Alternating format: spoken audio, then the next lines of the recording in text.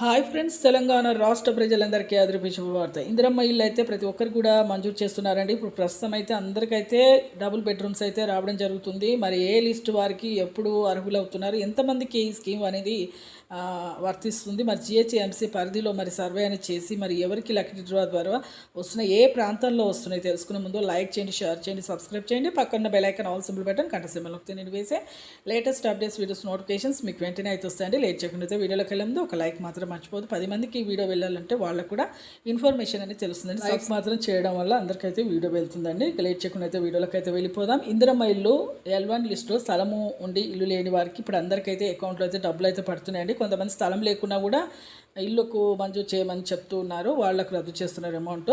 అలాగే ఇప్పుడు L2 లిస్టులో ఇప్పుడు స్థలము లేకుండా ఇల్లు లేకుండా ఉన్న వారికి ఇప్పుడు ప్రతి ఒక్కరు కూడా మేడ్చేలు, బాచారము ఈ ఏరియాల్లో, ప్రతాప్ సింగారము ఈ ఏరియాల్లో మీకు అందరికి, మల్లాపూర్ ఈ ఏరియాలో అయితే అందరికైతే ఈ డబుల్ బెడ్రూమ్స్ జిహెచ్ఎంసీ పరిధిలో లక్కీ డ్రా ద్వారా కూడా చేస్తారు.